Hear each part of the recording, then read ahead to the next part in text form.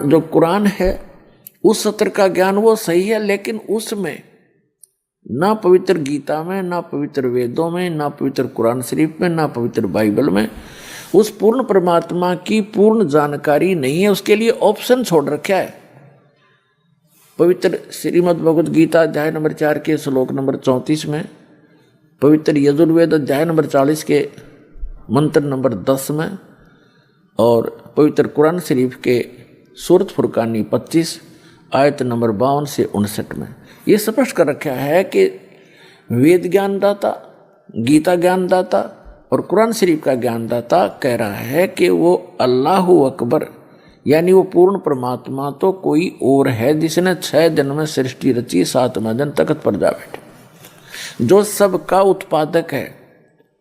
उसके विषय में कोई तत्वदर्शी संत से पूछो तो वो ज्ञान जो तत्वदर्शी संत बतावेगा वो ना कुरान में है, ना वेद में है, ना गीता में, ना पवित्र बाइबल में।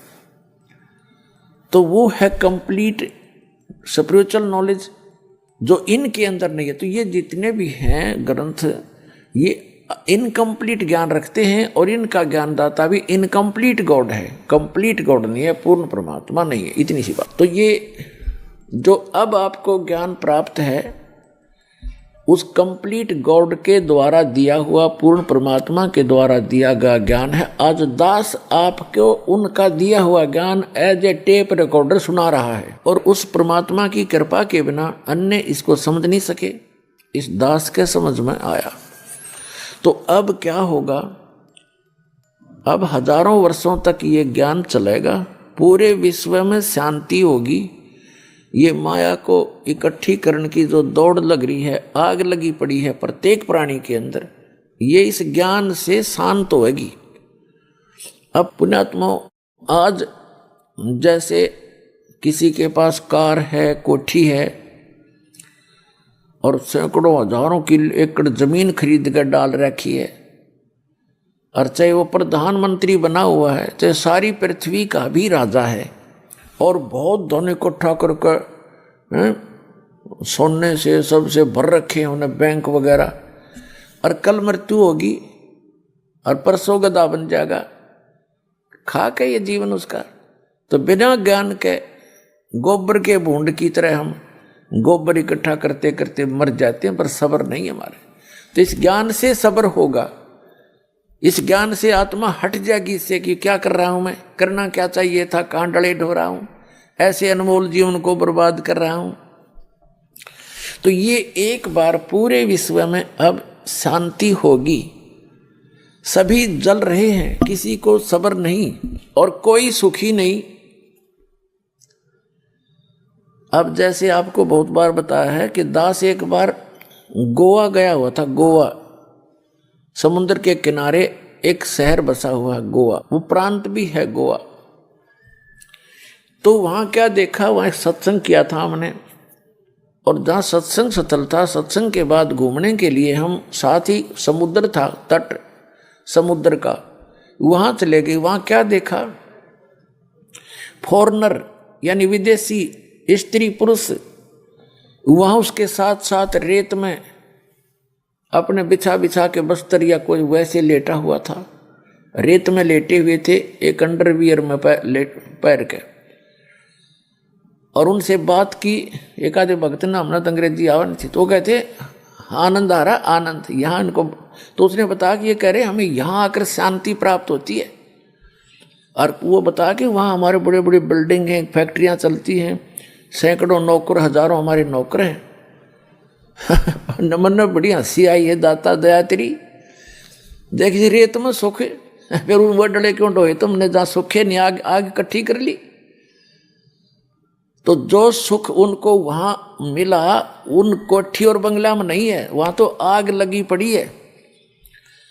और आग क्यों लगी है उन कोठी बंगलों में? क्योंकि भक्ति नहीं है। तो पुण्यात्माओं, फिर ये बात समझ में आओगी उनके। अभी तो वो वहां छोड़कर यहाँ समुद्र का किनारा आवे सुख प्राप्ति के लिए, और खाक सुख और रेत में के सुख है। 10 मिनट पाछे फिर 2 दिन पीछे फिर उस आग में जलना हो न जा करके। अगर जब सुख इतना होकर के ही है, सब कुछ त्याग कर एक लंगोट बांध कर सुख है, तो पहले से सीमित हो जाओ तुम। घर पे भी सुख हो जाएगा।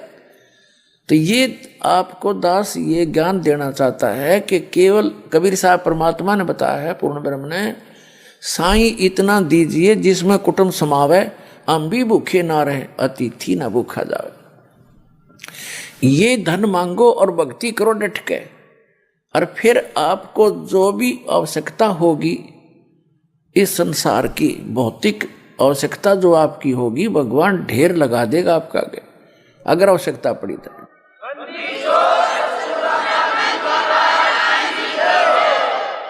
अब जो दास कंसेप्ट क्लियर करना चाहता है कि द्रौपदी का चीर बढ़ा, उसको समझाने के लिए आपको ये भूमिका बना रहा है दास। तो क्या होगा कि अब हजारों वर्षों तक ये सत भक्ति, ये यथार्थ भक्ति मंत्र आप जाप करा करोगे, आप चले जाओगे फिर सतलोक में। जो लास्ट के व्यक्ति होंगे, क्योंकि प्रत्येक यहाँ काल की व्यवस्था है, समय आने पर उसमें बुराई घर करना शुरू कर देती है। 1000 वर्ष तक तो ये प्योर चलेगा और अरबों खरबों की संख्या में भक्त मुक्त होंगे, सब सतलोक चले जाएंगे।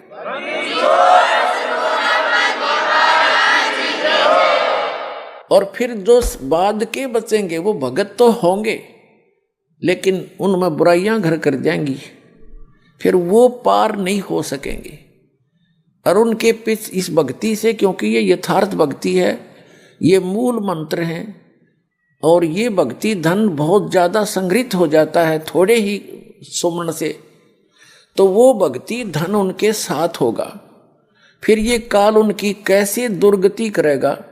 जैसे आपको प्रथम मंत्र दिया जाता है, उसमें श्री ब्रह्मा जी, विष्णु जी, शिव जी और दुर्गा जी, गणेश जी, इनकी मजदूरी दी जाती है। यह कोई पूजा नहीं है। पुण्यात्माओं, हम इस स्पिरिचुअल नॉलेज को बिल्कुल नहीं समझ पाए, हमारे को अध्यात्म ज्ञान कतई नहीं था। हमने जैसे किसी से बैंक से लोन ले रखा है और उसका लोन हमने उतारना है, तो हम उसकी पूजा थोड़ी कर रहे हैं। सहर्ष देवांगे तो हम इंसान, नहीं तो फिर इंसान भी नहीं, हम करते नहीं निभा रहे अपना। ऐसे ही जैसे हमारा कोई बिजली का टैक्स है और हम बिजली खर्च कर रहे हैं तो उसका बिल भरना ही है। हम जाएंगे वहाँ नमस्ते करते हैं, वहाँ के कैशियर से जो लेता है या अधिकारियों से मिलते हैं, उनको प्रणाम करते हैं, सभ्यता से पेश आते हैं। तो हम उनकी पूजा करने नहीं जाते, हम अपना ऋण देने जाते हैं, जबकि टैक्स भी भरते हैं और प्रणाम भी करते हैं, क्योंकि सभ्यता यही कहती है।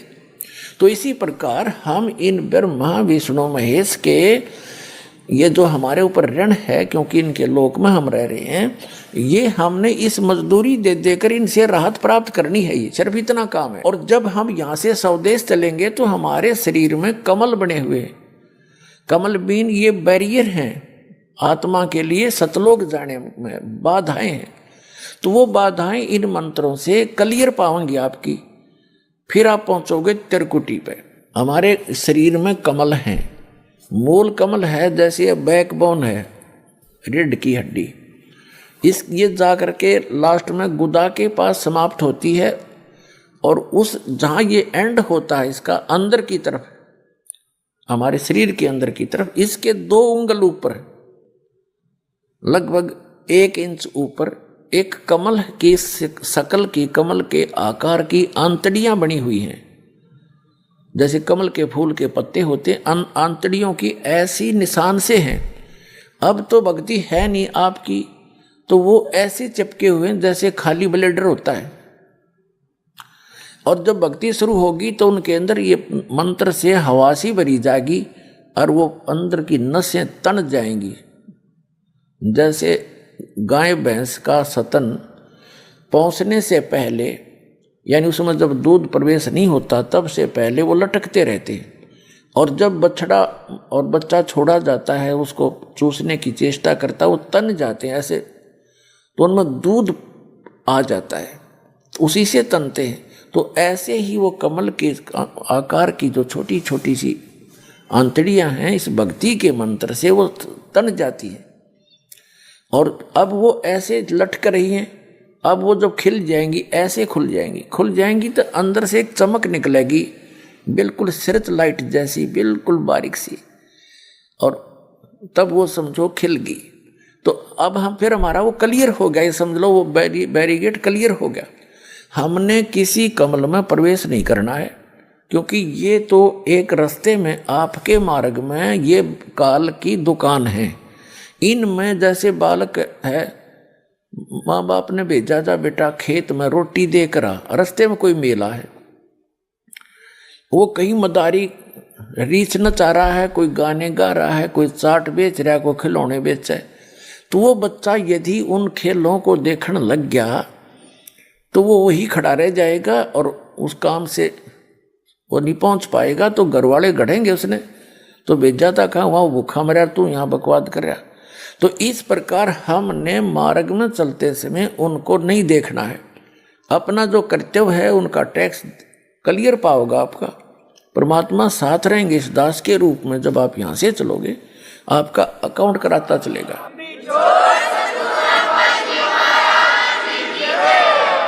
तो वहां आपको बहुत सा प्रलोभन दिया जाएगा कि आपका तो बहुत पैसा बच गया है, यहाँ पर आपका तो बहुत कमाई शेष है, देखो यहाँ पर ठाठ करो, ये करो, वैसे। तो आपने हाथ जोड़ लेने कि ना, इस छोड़ो इस कमाई ने।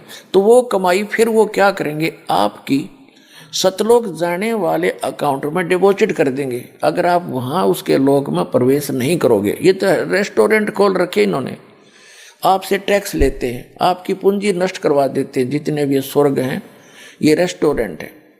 तो फिर आप जाओगे, इसके ऊपर है फिर सावित्री और ब्रह्मा जी का कमल है। अब जैसे ये चैनल होते हैं ना, टीवी में चैनल होते हैं, तो कार्यक्रम तो कहीं और हो रहा है और हम देख रहे हैं टीवी पे। अब जैसे आजकल बिजनेस भी हो रहा है, इंटरनेट से हो जाता है, ऐसे ही समझो। तो वो कहीं और है मार्केट, लेकिन इंटरनेट से आजकल बिजनेस के भी लेन देन हो करके सौदा बेचा और परचेज हो रहा है, ऐसे ही समझो तुम। तो ये तो एक इंटरनेट का सिस्टम है हमारे शरीर के अंदर, उस गॉड का, परमात्मा का। फिर उसके बाद हम नाभि कमल में विष्णु और लक्ष्मी जी का एक कमल है, उसकी 8 पंखड़ियां हैं, सावित्री ब्रह्मा वाले की 6 पंखड़ियां हैं। फिर ये दोनों सतनों के बीच में यहाँ एक कमल है, रीढ़ की हड्डी के साथ चिपका हुआ। ये शंकर भगवान जी का, पार्वती जी का ये यहाँ बैरियर है, इनका कमल है, इनका भी आपको मंत्र दिया जाता है। उसके बाद ये कंठ कमल है, ये कंठ है, इसके बैक में ये रीढ़ की हड्डी यहाँ थोड़ा सा बैंड होती है इससे पहले, तो यहाँ ये थोड़ी सी चौड़ी ज़्यादा है। तो यहाँ पर वो दुर्गा जी का स्टेशन है, बैरिगेट है, बैरियर समझो इसको। उसकी 16 पंखड़ियां हैं और शंकर भगवान वाले कमल की 12 पंखड़ियां। इसके बाद फिर आगे जाएंगे, त्रिकुटी पर पहुंच जाएंगे। त्रिकुटी तो एक कॉमन इंटरनेशनल एयरपोर्ट समझ लो, वहां तो सभी साधक जाते हैं। वहां जाने के बाद फिर उनको 3 रास्ते हो जाते हैं, त्रिवेणी बोलते हैं उसको, 3 रास्ते। तो उस त्रिवेणी का जो सामने वाला रास्ता वो ब्रह्मरंध्र कहलाता है, बीच वाला वो किसी से नहीं खुलता, वो केवल इस दास से प्राप्त मंत्र से, जो परमात्मा कबीर जी ने दिया है, उससे ही खुल सकता है, सतनाम से। तो जो सारा कुछ दास जो बताना चाहता आपको कि फिर क्या होगा, जो पार नहीं हुए वो क्या करेंगे, उनके ये मंत्र बच जाएंगे, कमाई उनके साथ होगी, पार वो हुए नहीं। अब जैसे कोई व्यापारी है और पैसा लेकर पैसा कमा लिया उसने और फिर पड़ गया गलत आदत में, तो जितनी कमाई करी थी होटलों पे, बदमाशी में, फिल्म देखने में, ठाठ करने में बर्बाद कर देता है। तो जो भक्त यहाँ रह जाएंगे उन्हीं में से ये काल ऊपर स्ट्रोक करेगा। इसने इस ब्रह्मलोक के अंदर एक ब्रह्मांड में ब्रह्मलोक बना रखे है। ब्रह्मलोक में एक इंद्र, महाइंद्र का लोक है, महाइंद्र, उसको महास्वर्ग बोलते हैं। उससे आगे है फिर नकली सतलोक, नकली अलखलोक, नकली अगमलोक और आगे डुप्लीकेट अकय लोक, अनामी लोक बना रखे। तो इन पुण्यात्माओं को जिन्होंने सतनाम का जाप कर प्राप्त है और वो पार नहीं हुए, और सार नाम भी प्राप्त है, वो पार नहीं हुए, क्योंकि पार तो कोई गलती कर दी उसमें भी रह जाओगे तुम, बेशक तीनों नाम प्राप्त हो गए। तो उनको फिर जो सार नाम प्राप्त है उनको अकय लोक में, उसमें अगम लोक में रखता है, अगम लोक में। और जो दूसरा सतनाम तक प्राप्त हैं वो अलख लोक और उस सतलोक में उनकी कमाई के आधार से रखता है, या नकली सतलोक अलख लोक में। और फिर वहाँ से भी उनके फिर पुण्य बच जाते हैं, उनको फिर ये क्या करता है, उन्हीं आत्माओं में से, जैसे ब्रह्मा जी की मृत्यु होगी, जब इसके 100 वर्ष पूरे हो जाएंगे तो दूसरा ब्रह्मा उत्पन्न करके दुर्गा के संयोग से अपने पुत्र रूप में ये उस स्थान पर उसको कोमा में रखता है, उस रजोगुण प्रधान क्षेत्र में। जिन्होंने इस दास के सत्संग बहुत सुन रखे हैं वो आसानी से समझ सकते हैं। आज डिटेल नहीं बताऊंगा, आज दास दूसरे जो उद्देश्य सत्संग का वो अन्य है, उसकी भूमिका बना रहा हूं, तब आपके समझ में आवेगा। नहीं तो आज तक आपने उआबाई सुन रखी है, तत्व ज्ञान किसी से बताया नहीं, सब जो है ना एंड बैंड मार करते, हमारा अंतःकरण खराब कर डाला, हमें विद्वान बना दिया नकली। अब परमात्मा का सच्चा ज्ञान आता है तो 36 मन में पता नहीं कितने ऑब्जेक्शन खड़े हो जाते हैं, ऐसा नहीं वैसा नहीं। और पहले जो आप बकवाद सुन रहे थे उसमें क्या, वो कहाँ से आधार था आपका, वो सारा सच्चा मान रखा आपने। और ये प्रमाण के साथ दिखाता है दास, एक पॉइंट को कंसिडर क्लियर करने के लिए 6 प्रमाण दिखाता हूँ, और फिर भी मन बकवाद करता है। तो मन तो ये काल है, इसकी नहीं सुनना, अब परमात्मा की बात पर अमल करना, आपका कल्याण होगा।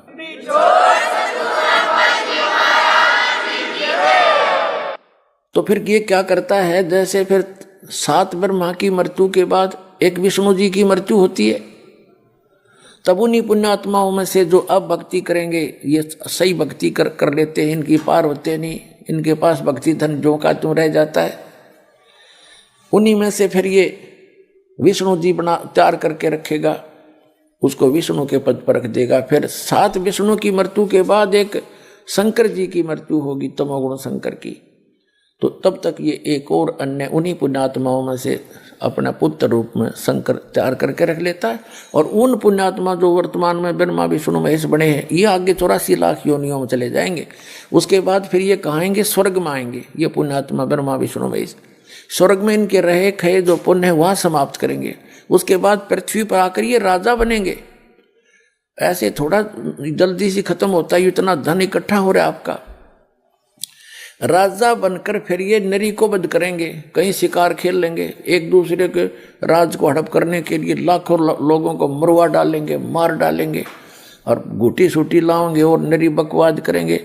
यानी इनके पुण्य समाप्त होंगे, पाप की वृद्धि शुरू हो जाएगी, और अगले जन्म में ये गधे बना दिए जाएंगे।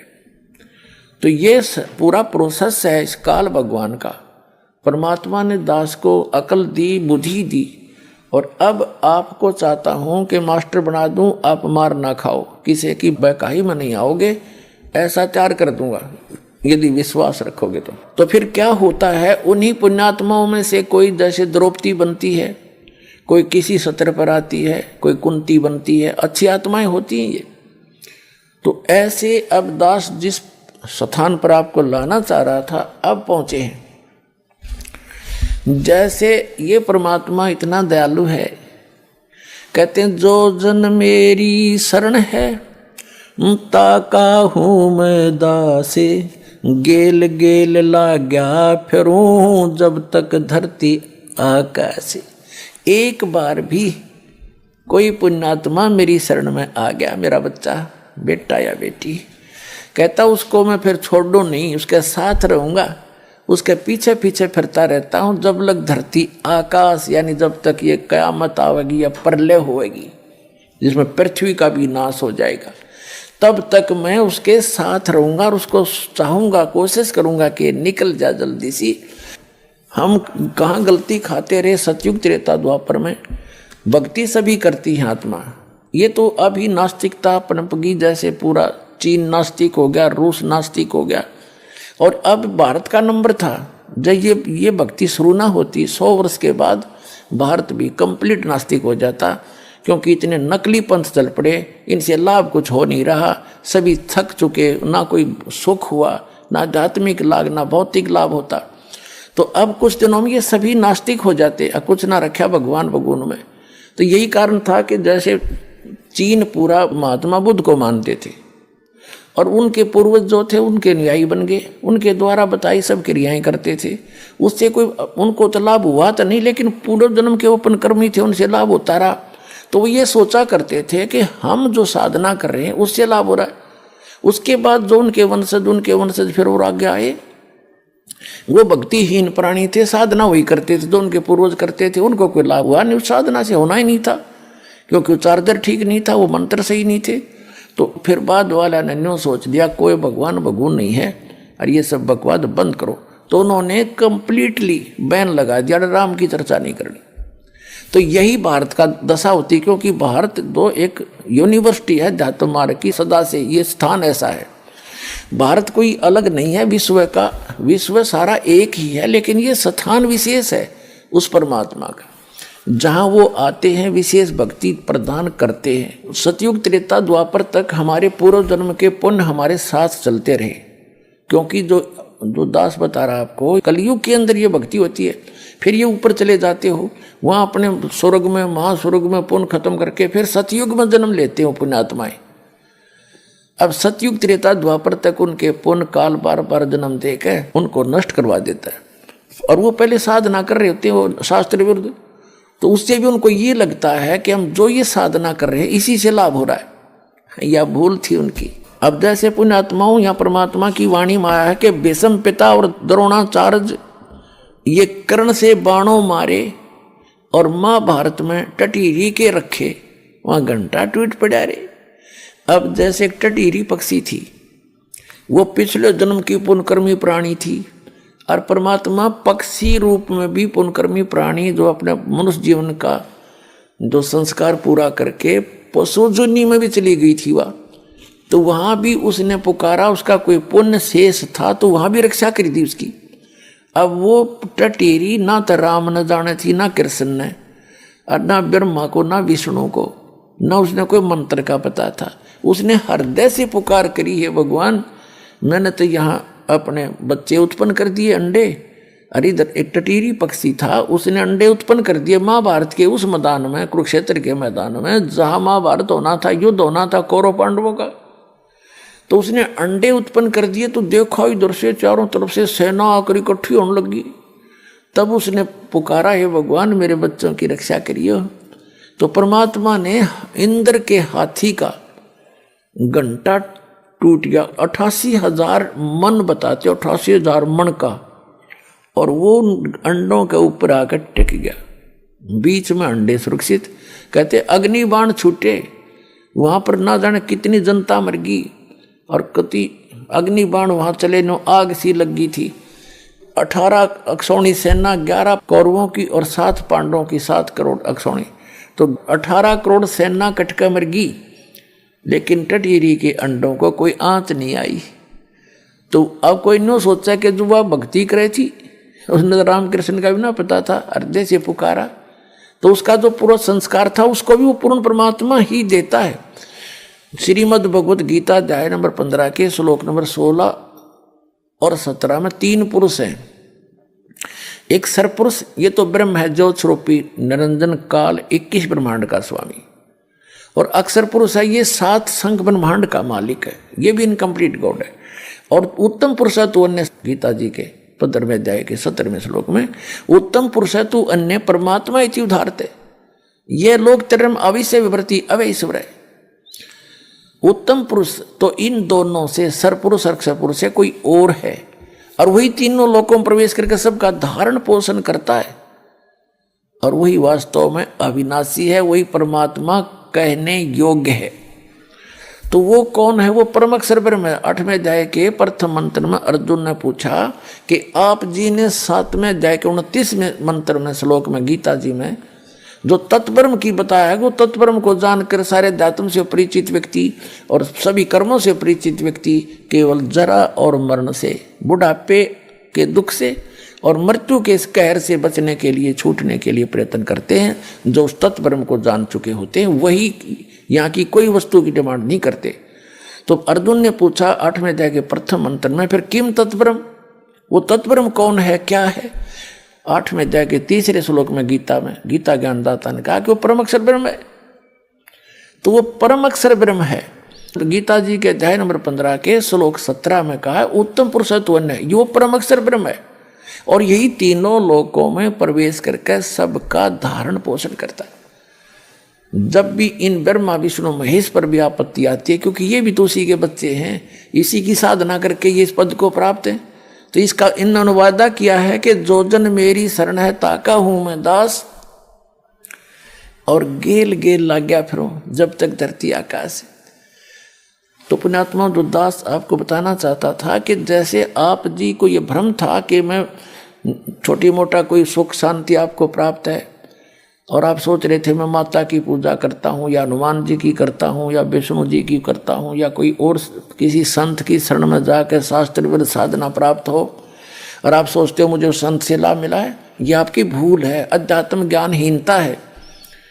उनसे लाभ हो ही नहीं सकता आपको। अरे ऐसे लाभ तो टीरी को मिल गए जो कुछ भी भक्ति ना करे थी। ये बताना चाहता है दास कि वो कौन सी भक्ति कर रही थी, वो पूर्व संस्कार से ही मिला उसको। कहते हैं वहां उसके बच्चों की रक्षा करती, और करने वाला वही है, ये याद रखना।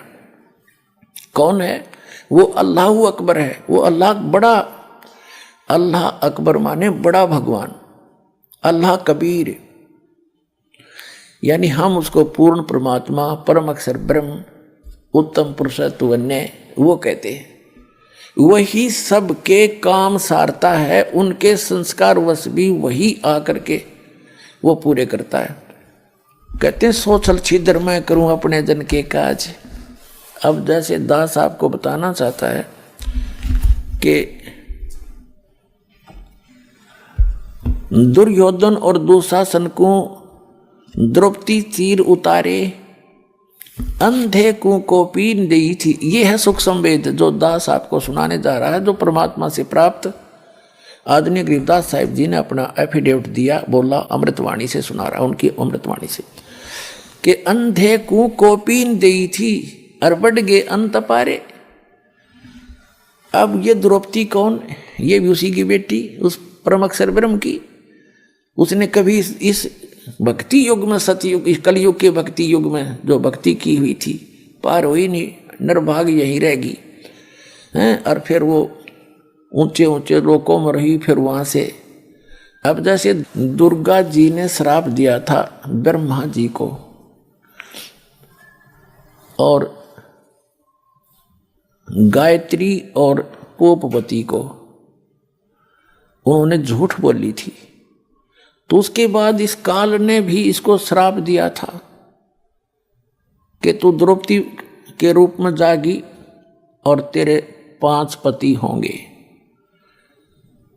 जैसे ब्रह्मा जी को तो श्राप दे दिया था दुर्गा ने, तेरी पूजा जग में नहीं होगी, और तेरे जितने भी अनुयायी होंगे उनको अध्यात्म ज्ञान तो होगा नहीं, लोग उनको ब्राह्मण पंडित समझा करेंगे, और वो लोग दुनिया को ठग ठग खाएंगे, अपना कर्म बिगाड़ेंगे, और तेरे जैसे झूठे होंगे। ब्रह्मा जी ने एक झूठ बोल दी थी कि मुझे भगवान मिल गया। उसकी गवाही दे दी थी गायत्री और पोपवती, 2 लड़कियों ने। तो गायत्री को श्राप दिया था कि तू गाय के रूप में जन्म लेगी और तेरे कई सांड पति होंगे, कई बैल पति होंगे। पोपवती को दिया था श्राप कि तू एक गंदी स्थान पर उत्पन्न होने वाली जड़ी बूटी बनेगी। तो फिर उसने श्राप दिया ब्रह्म ने, काल ने, कि तूने इनको श्राप दिया है तो अब मैं तुझे श्राप दूंगा। तू कौन होती है मेरे इस विधान में भंग डालने वाली? तो दुर्गा जी को श्राप दिया था कि तू द्रौपदी रूप में जाएगी और तेरे 5 पति होंगे। तो ये पूर्व निर्धारित, यानी पावेगा अपना किया रे, भोगेगा अपना किया रे, तो तब तक ये अपना कर्म ही पूर्व जन्म का भोग रहे होते हैं। अब पुण्यात्मा परमात्मा जो हैं, जैसे द्रौपदी जो है दुर्गा के लोक से आई हुई उसकी निज आत्मा है। जैसे किसी की बेटी दुखी होती है, विवाह कर दिया पुत्री का, और आगे पति निकम्मा मिल गया, शराब पी और कुटे उसने, घर से बाहर खड़ी कर दे, तो माता पिता उसको सुनकर स्वयं उससे भी ज़्यादा दुखी होते हैं। तो द्रौपदी के साथ जो कष्ट आ रहे थे तो दुर्गा जी उतनी ही पीड़ित हो रही थी, उसको ये सजा ऐसे मिली थी। लेकिन जो आत्मा दुर्गा के लोक से द्रौपदी रूप में ऊपर हुई थी, हम सभी हैं तो उस पूर्ण परमात्मा के ही बच्चे, तो उसको मालूम था कि इसके जीवन में उस परमात्मा को पता है कि ये कष्ट आएंगे, और वो उनकी एक विशेष आत्माएं होती हैं पुण्यात्माओं। जैसे एक सम्मन नाम का मनियार था, उस समय परमात्मा आए हुए थे काशी में, एक सतगुरु का रोल कर रहे थे। अपने सतगुरु की इज्जत बचाने के लिए उसने अपने बच्चे की गर्दन भी काट दी थी। तो परमात्मा ने फिर उसको जीवित कर दिया उसके सामने, लेकिन उसका भाव देखा उसने, नूना था, छोरा मरो चाहे जियो लड़का, वो तो उद्देश्य नहीं था अपने गुरुदेव की मेहमानी में कोई फर्क ना आ जा। तो वो सारी जाने कहते नुकते ऊपर रीत जाएगा रे करोड़ कर्म जल जहाँ तुम्हारे। तो वो विशेष आत्माओं में होती है भगवान के दरबार में। ठीक है, जो जैसा कर रहे हो भक्ति वो तो लाभ देगा ही देगा, लेकिन वो विशेष आत्मा में होती है जो पार ना हो पाती फिर भी, तो उनमें से एक द्रौपदी थी ऐसी आत्माओं में से जो परमात्मा के नाम पर कभी उसने सैक्रिफाइस किया था। तो ऐसी आत्माओं को विशेष आत्माओं में गिना जाता है। तो उनको मालूम था मालिक को कि इसके ऊपर ऐसा पहाड़ टूटेगा, इसको नगन करेंगे, ऐसा ऐसा इसके प्रारब्ध में। उससे पहले ही उससे ऐसा पुण्य करवा दिया। एक अंधा महात्मा था और वो क्योंकि परमात्मा आते हैं और सत भक्ति वही बताते हैं, कभी भी आ जाते हैं वो और किसी रूप में, जैसे साधु संत के रूप में, और ऐसी विशेष आत्माओं को वो ज्ञान देते हैं, उनको भक्ति बता देते हैं, वो साधना करने लग जाते हैं। जैसे कहीं पर भी प्रकट हो जाते हैं साधु रूप बना के, बहुत से प्रमाण हैं उन महापुरुषों को मिले, गरीबदास जी को मिले, साधु रूप में आके भक्ति बता गए, और नानक साहब जी को मिले, गुरु नानक को मिले, एक संत रूप में आकर के और सत भक्ति बता कर चले गए।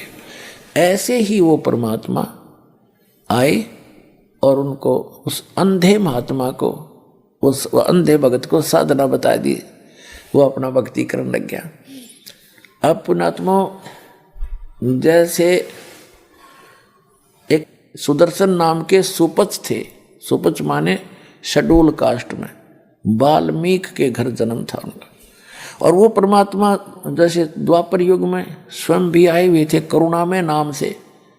तो सुदर्शन जी उनके शिष्य थे। अब पांडवों की यज्ञ का प्रकरण बाद में सुनाएंगे आपको, ये लंबा प्रकरण हो जाता है।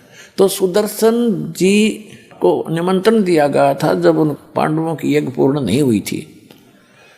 तो सुदर्शन जी ने उसको कह दिया था, भीम जो निमंत्रण देने आया था, कि भी तुम्हारी यज्ञ में मैं नहीं जा सकता, क्योंकि तुमने तक घोर पाप कर रखा, करोड़ों आदमी मार डाले हैं, करोड़ों बहन विधवा होगी, कई करोड़ बच्चे अनाथ कर दिए, तुम तो रक्त सना राज्य कर रहे हो, तुम्हारे घर का अन्न जो खाएगा सीधा नरक जाएगा। तो परमात्मा से आकर के अपने गुरु जी रूप में आए थे भगवान कबीर जी, करुणा में नाम से द्वापर युग में सुदर्शन जी ने कहा था कि भगवान ऐसे ऐसे उस युधिष्ठिर राजा का भाई भीम आया था और मैंने उसको ऐसे ऐसे बोल दिया, गलत तो नहीं कह दिया भगवान। परमात्मा ने कहा कबीर जी ने, करुणामय जी ने, कि बेटा बिल्कुल सही कहा, आपने बिल्कुल सही कहा, और बच गए बढ़िया रहेगा, ना तो नरक है मेरा, वहाँ जो रोटी खाओगा नरक में जाएगा, और वो फिर आओगे बेटा, उनका यज्ञ पूरा ना हो। तो सुदर्शन जी ने सोचा तू खिसक ले यहाँ तक। सुदर्शन जी तो चले गए सैर सपट्टे को अपनी झोपड़ी छोड़ के, और पांडवों ने ताना ही था। कृष्ण जी लाए, फिर उनको दोबारा अब सुनाऊंगा कथा बाद में। पहले एक आपका कंसेप्ट क्लियर करना चाहता हूँ जो दास आपको सुनाने जा रहा है, क्योंकि ये इतना मार्मिक ज्ञान है आपने आज तक सुना ही नहीं, और वो अधूरा ज्ञान आपके अंदर खचाखच भरा हुआ है, इनकम्प्लीट, और वो जब तक निकलेगा नहीं इसे उदाहरण दिए बिना। तो सुदर्शन जी चले गए, उधर से कृष्ण भगवान उन सबको लेकर गए कि तुम चलो और हाथ पैर जोड़ो, सुदर्शन को लाओ, उसी से तुम्हारा कल्याण होगा। सुदर्शन जी तो झोपड़ी छोड़ के वहाँ स्वयं परमात्मा कबीर जी सत्य पुरुष, अमर पुरुष, परम अक्षर पुरुष सुदर्शन रूप बना कर बैठ गए। तब पांडवों का यज्ञ पूर्ण किया। नाम सुदर्शन का, कहते करे करावे साइया मन में लहर उठा, दादू सरदर जीव की आप बगल हो जा। तो उसको महिमा की भूख नहीं मालिक को, वो तो समर्थ है। और महिमा बनी सुदर्शन की, काम किया खुद दाता ने। ऐसे ही समझो वो जो अंधा महात्मा था भक्त, वो परमात्मा आते हैं, जैसे करुणा में रूप में भी आए हुए थे, तो उनसे मिले, उनको ज्ञान दिया। उस भक्ति से वो अपनी भक्ति कर रहा था, सत भक्ति कर रहा था अंधा महात्मा। तो वो किसी कारणवश अंधा महात्मा तो कहीं और चला गया। उधर से परमात्मा को मालूम था कि द्रौपदी का विवाह होने वाला है और ये चली जाएगी, फिर यहाँ इसको मेल हो नहीं पाएगा, कोई आगे समस्या पैदा हो जाएगी। ये राजा लोग इसे खतरनाक होते हैं और फिर शायद व्यवस्था ना बने इस बेटी को कोई भक्ति भाव की। और वो श्री कृष्ण जी को अपना गुरु मान बैठी थी। आगे चल के विवाह होने के बाद उसने श्री कृष्ण जी को अपना गुरु बना लिया। उससे पहले, विवाह से पहले की बात है, तो राजा द्रौपद ने गंगा के किनारे पर, गंगा दरिया के किनारे पर एक लेडीज घाट बना रखा था। और वहाँ उस द्रौपदी हजारों सहेलियों के साथ, सैकड़ों सहेलियों के साथ प्रतिदिन मुंह अंधेरे वक़्त से उठकर स्नान करने जाया करते थे। उस क्षेत्र में जेंट्स का जाना अलाउड नहीं था। अब वहाँ वो महात्मा, अंधे महात्मा का रूप बना के स्वयं परमेश्वर वहाँ चले गए। एक लंगोट था, तन पर बांध रखा था। वो महात्मा ऐसे ही बांधा करता था और वहाँ आसपास वो वेल नोन था, सभी जानते थे त्यागी ब्रागी महात्मा है। और लेकिन वो जंगल में अधिक रहता है, जल्दी मनुष्यों के रूबरू बहुत कम होता है। तो वो उस महात्मा का रूप बना के परमात्मा, और उनके गंगा का पर जो घाट बना हुआ था बहनों का नहाने का, उससे डाउन स्ट्रीम में जिधर जल जा रहा था बहता हुआ दरिया का, उससे लगभग 200-300 फुट पर वो स्नान करने लगा दरिया में बढ़कर घाट से बाहर। उनका लंगोट टूट गया। उनका लंगोट जो एक बांध रखा था, कोपीन बोलते, एक लंगोट ही बांधते पर्दे पर, उसको कोपीन कहते हैं। ओनली 6-7 इंच चौड़ी वो एक पट्टी सी होती है। और कमर के ऊपर जैसे बेल्ट बांधते हैं, ऐसे एक धागा बांध लेते हैं, वो डोर के उसको आगे पीछे लपेट लेते हैं। That's all. तो वो संत, वो लीला देखो, दास अब उसको अंधा महात्मा ही कहेगा, क्योंकि मालिक उसका रोल, जैसे हम सुदर्शन को ही महिमा देते हैं, तो अब भी उस अंधे महात्मा के ही रोल में मालिक रोल कर रहे थे, ऐसा ही बताएंगे। तो अंधा महात्मा स्नान कर रहा था और उसकी लंगोट टूट गया। पहले तो किनारे पर थोड़ा सा खड़ा था, नहा रहा था, फिर उसने देखा लड़कियां आ रही थी, सुबह का समय था, और लड़कियां चलती हैं तो बोलती बतलाती, कोई कोई चर्चा करती हैं, सैकड़ों की संख्या में, तो दूर तक आवाज़ जा रही थी। महात्मा जी ने सोचा कि आप तो गलत आ गया, मैं तो यहाँ कोई लेडीज घाट दिख है। ऐसी लीला करते हुए वो अंधा आत्मा गहरे पानी में चला गया कि मैं एक लंगोट में हूँ और बच्चे आगे हैं, लेडीज हैं, और मुझे शर्म आवेगी बच्चों के सामने। वो इतने पानी में चला गया और वहाँ अपना स्नान कर रहा है। कुछ देर में क्या हुआ, कैसे मलते मलते उसकी वह लंगोट टूट गया, वह कोपीन भी जल में प्रवाह होगी चली गई। अब वो निवस्त्र हो गया। अब उस द्रौपदी जब किनारे पर पहुँचे, देखा आसपास एक साधु स्नान कर रहा है, और जो पुण्यात्मा होती है उनको भक्त दिख जा या कोई साधु रूप में दिख जाओ, भी भक्त ही होता है, भगवान का प्यारा जो मालिक को याद कर रहा होता है। तो उसके लिए उसकी एक विशेष तरफ बनती है। तो द्रौपदी ने सोचा महात्मा है और भगवान की चर्चा करेंगे इससे। जब ये स्नान करके बाहर आ जाएगा तब तक हम भी स्नान कर लेती हैं। उन्होंने ऐसा सोचकर वो स्नान करने लगी। घंटा आध घंटा उन लड़कियों को लगा। नहाकर कपड़े बदल कर वो खड़ी हुई, देखा महात्मा चला तो नहीं गया। तो उसने क्या देखा कि वो महात्मा ना स्नान कर रहा है और इन दोनों बाजुओं से नीचे तक पानी में गंगा में खड़ा है और हाथ ऐसे मार रहा है जैसे कोई चीज ढूंढ रहा हो। तो द्रौपदी को गॉड गिवन कुछ कॉमन सेंस अच्छी थी। वह समझ गई कि महात्मा का बाहर तो कोई वस्त्र दिखाई देता नहीं और हो ना हो इनका कौपीन बह गई हो। फिर कुछ दिव्य दृष्टि थी द्रौपदी के पास। उसने देखा कि सचमुच महात्मा तो नंगे हैं और ये बाहर आएंगे भी नहीं। और चलो हम ना बात करेंगे तो सारा दिन इसमें रहेगा, रात्रि में निकलेगा यो, इतना इज्जत वाला व्यक्ति है। तो लड़की ने सोचा महात्मा दुखी होगा। तो उसी समय उसने अपनी साड़ी से, एक राजा की लड़की, विचार करना पुण्यात्माओं कितनी कीमती साड़ी पहन रही होगी।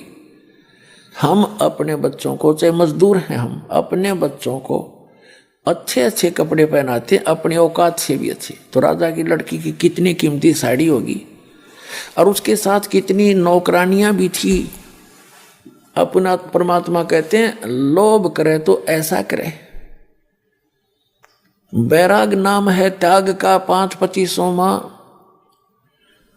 जैसे अब हम लोभ करते हैं, लालच करते हैं, बेईमाना करते हैं, माया जोड़न का दूसरों को धोखा देके, और फिर लोभ करे, बेईमाना करे कि मैं सेवा करूं, मैं दान घड़ा करूं, दूसरे से भी ज्यादा सेवा करूं,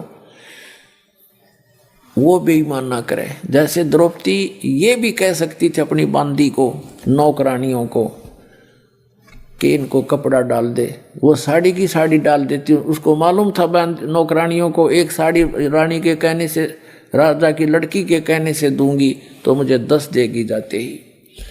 लेकिन उसने वो भी चांस उनको नहीं दिया। द्रौपदी ने स्वयं अपनी साड़ी का एक बिल्हात, एक गट बोल रहे हैं ना पंजाबी में, हिंदी में बिल्हाट देसी भाषा में, यानी 9 इंच के लगभग साड़ी पाड़ी अपनी और उस पानी में बहा दी। अब महात्मा का हाथ लग जाएगी, हाथ ऐसे मार ही रहे थे वो पानी में। तो क्या देखा, वो नहीं लगी, हाथ साइड से निकल गई। उसने फिर दूसरी टुकड़ा पाड़ा, फिर छोड़ दी, वो भी साइड से निकल गई। तीसरा 7-8, यानी ये देखो दो टुकड़ों में कितनी 1.5 फुट साड़ी गई लगभग, और 7-8 ऐसे फाड़ फाड़ के पानी में बहा दी।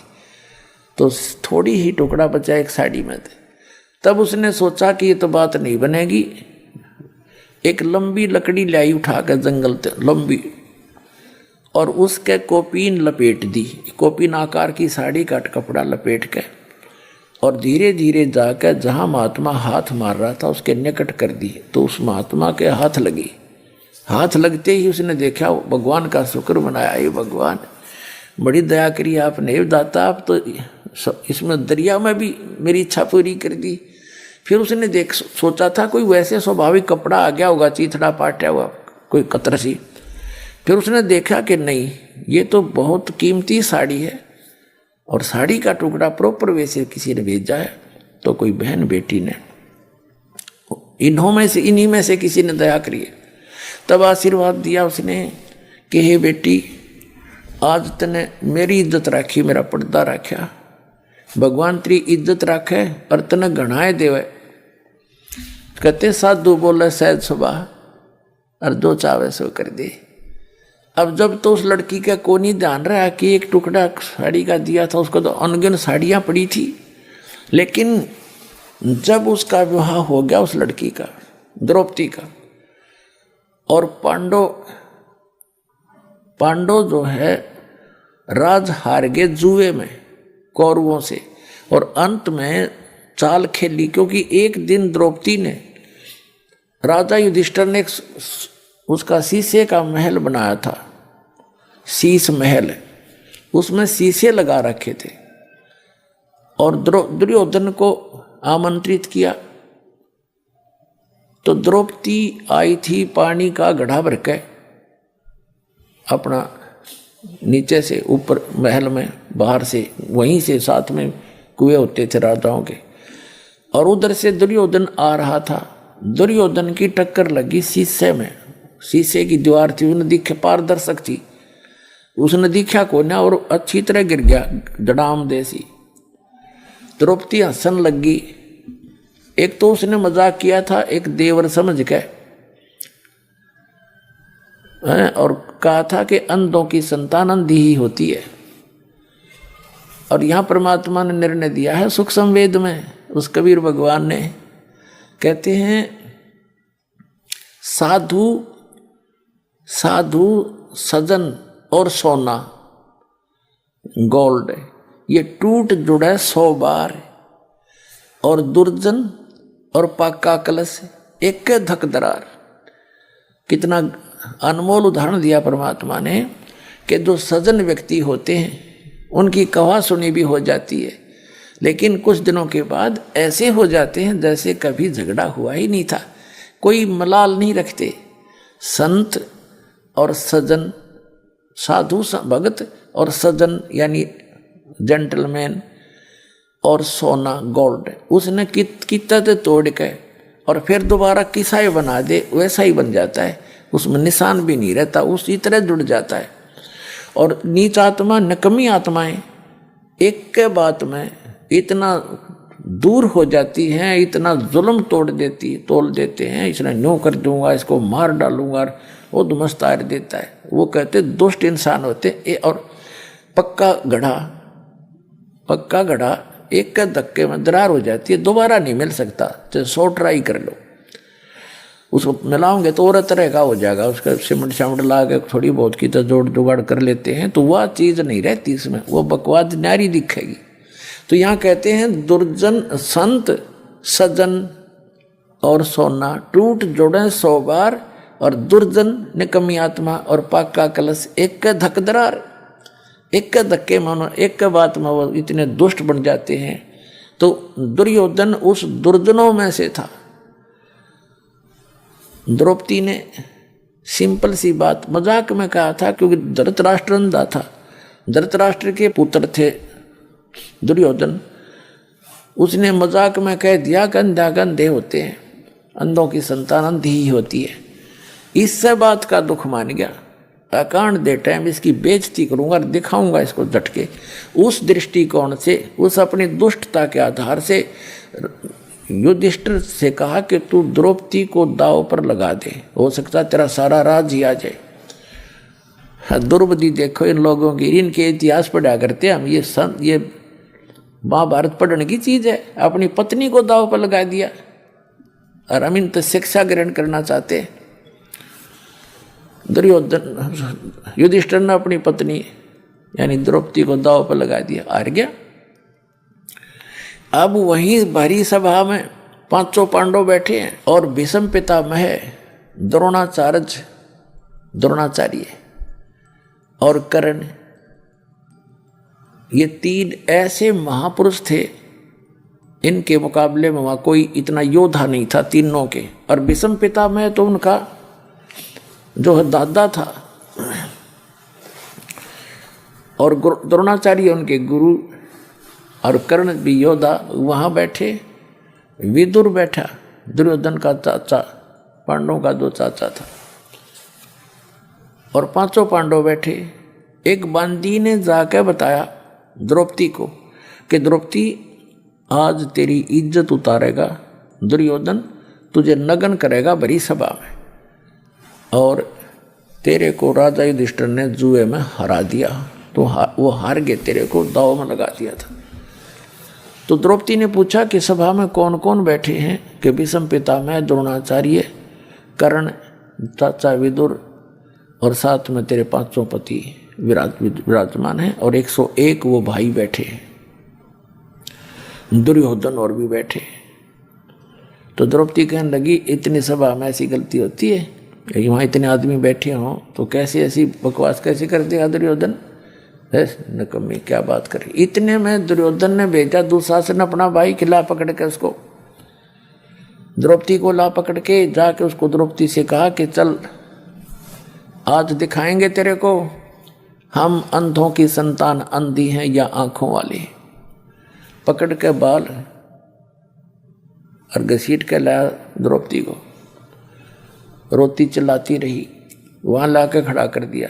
दुर्योधन ने कहा दुशासन हम तो अंधों की संतान हैं, अंधे हैं, हमें कुछ दिखाई देता नहीं, इसको निवस्त्र कर दे, इसकी साड़ी उतार दे।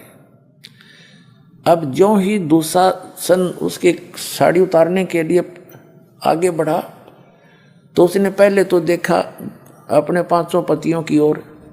उसने ये सोचा था कि ये देख लेंगे क्या, अब इनको धमका देंगे, लेकिन उन्होंने नीची गर्दन कर ली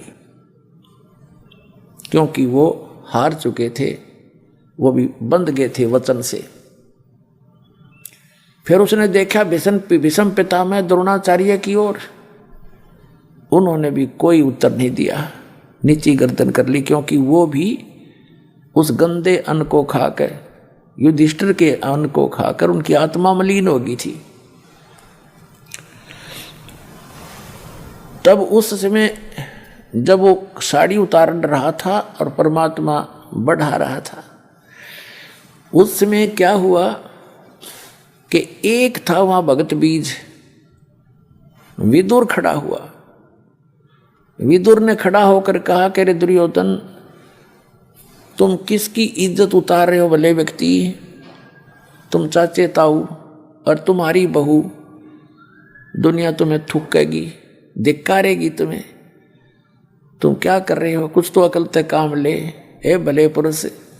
कहते हैं सूक्ष्म वेद में आदरणीय गरीबदास साहिब जी ने बताया है कि विदुर कहे ये बंधु थारा और एक के कुल एक के परिवार। विदुर के मुख पर लगा थपेड़ा कि तू तो है पांडवों का चेहरा, तू तो है बांदी का जाया, और भीष्म कर्ण और द्रोण मुस्काया। अब देखो कितना निर्णायक ज्ञान दिया है सूक्ष्म वेद के अंदर, जो गॉड गिवन है, कंप्लीट पूर्ण परमात्मा का दिया हुआ, complete God given, complete spiritual knowledge. इसमें गरीबदास साहिब जी ने बताया है कि सूक्ष्म वेद में प्रमाण दिया है कि एक व्यक्ति था उस सभा में, उस पंचायत में, जो पंचायती होना चाहिए। पंचायती अगर कहीं पंचायत में गया है और सत्य की बात कहे, न्याय की बात कहे, कोई नाराज रहे चाहे राजी रहे, उसकी बात को नहीं मानता है तो पंचायत छोड़कर चला जाना चाहिए, वहाँ रहने में भी दोषी हो जाता है। तो विदुर ने जब न्याय की बात की, एक था वहाँ पंचायती, उसने खड़ा होकर कहा, अरे विदुर कहे ये बंधु तुम्हारा भाई बंध है और एक के कुल तुम्हारा एक ही परिवार है। विदुर के मुख पर लगा थपेड़ा, दुशासन ने थप्पड़ मारा अपने चाचा के, और तू तो है इन पांडवों का चमचा, तो इनका इन की तरफ बोलता हमेशा ही।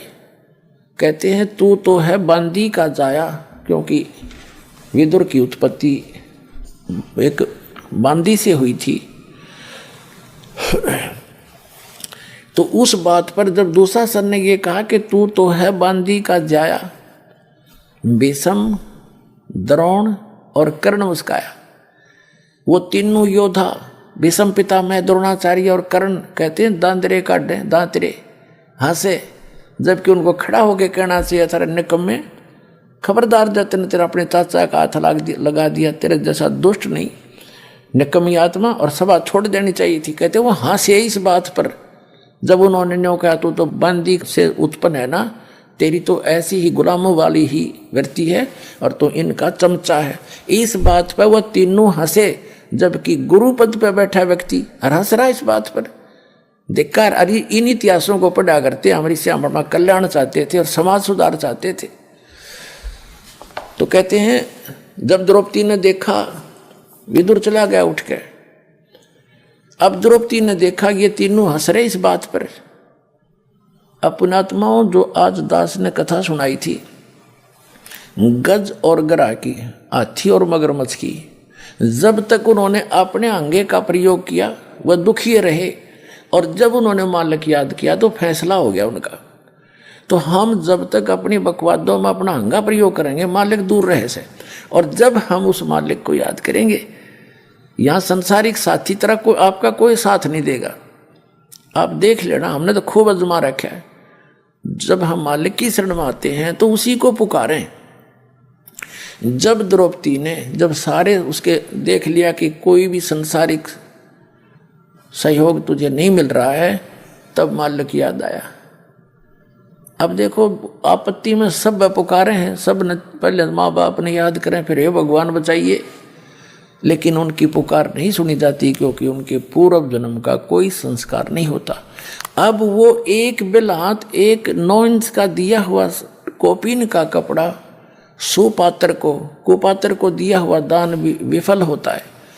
तो सुपात्र को दिया हुआ वो नेसेसिटी थी उसकी, जैसे मेरे साधु आन रहे हैं और कपड़े मांगते हैं और सामने बेच कर दारू पी लें, ऐसे दुष्टों को दिया हुआ तो यूजलेस है वो।